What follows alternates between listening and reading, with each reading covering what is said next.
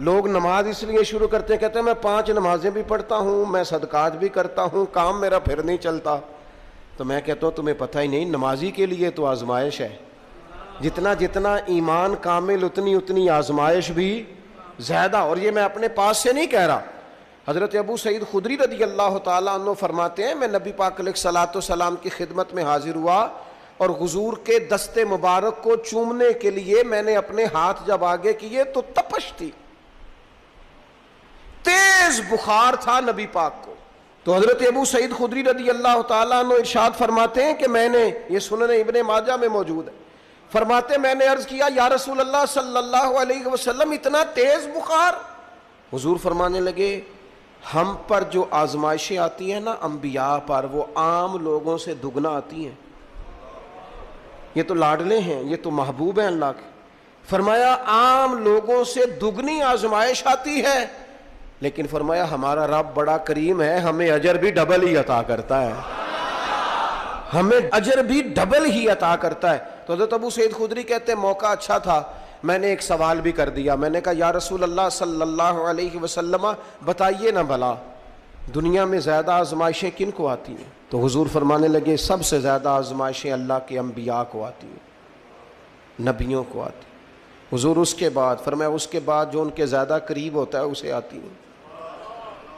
لوگ کیا سمجھیں گے امام حسن کی آزمائش کو؟ لوگ کیسے سمجھیں گے سیدنا امام حسین کی آزمائش کو؟ فرمایا جو ان کے زیادہ قریب ہوتا ہے اسے زیادہ آزمائش آتی ہے. تو حضور کے سب سے قریب تو امام حسن ہے نا، امام حسین ہے نا. تو کیا سمجھتا ہے قربت بس نسبت کے اظہار کا نام ہے اور بڑے لطف کے ساتھ زندگی گزارنے کا نام ہے؟ تو نبی پاک علیہ الصلوۃ والسلام نے فرمایا بات بڑی مزے کی ہے. فرمایا پھر اللہ کے بعض بندے تو ایسے ہوتے ہیں جنہیں اللہ فقر میں مبتلا کر دیتا ہے. فرمایا ان کے پاس صرف ایک چادر رہ جاتی ہے، اتنا فقر ان کے پاس آتا ہے. لیکن جو حدیث کے آخری لفظ ہیں نا وہ وجد والے ہیں، وہ وجد والے ہیں، وہ سرور والے ہیں. ہمارا یہ مزاج ہوتا ہے کہ میٹھا میٹھا کھا جاؤ اور ذرا کڑوا آ جائے تو سویرے بھی رو شام بھی رو، حال ہی کوئی نہیں، غریبی بڑی، پریشانی بڑی، حضرت صاحب گھر سے بیماری جاتی نہیں. اور جناب کیا بتائیں، بعض لوگ تو ایسے ہیں جن کی بات سن کے لگتا ہے زندگی میں کبھی سوئے ہی نہیں، اتنے بڑے بڑے دکھ سناتے ہیں. او خدا کی رحمت کا بھی تو ذکر کرنا، خدا نے جو تیرے اوپر انعامات کیے ان کا بھی تو ذکر کرنا. ان کا تذکرہ ہی نہیں کر رہا میرا بھائی.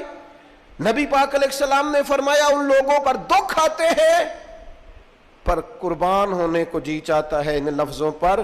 حضور فرمانے لگے وہ رب کی طرف سے آنے والے دکھ پر بھی اس طرح راضی ہوتے ہیں جس طرح تم میں سے کوئی راحت ملنے پر راضی ہوتا ہے. سکون والی چیز ملنے پر جس طرح تم راضی ہوتے ہو اس طرح وہ دکھوں پر بھی راضی ہوتے ہیں. دکھ قبول محمد بخشا، دکھ قبول محمد بخشا. پر ایک شرط لگائی چھوٹی سی میاں صاحب نے، انہوں نے کہا 100 دفعہ قبول ہے، دکھ 100 دفعہ قبول. دکھ قبول محمد بخشا پر راضی رہن پیارے.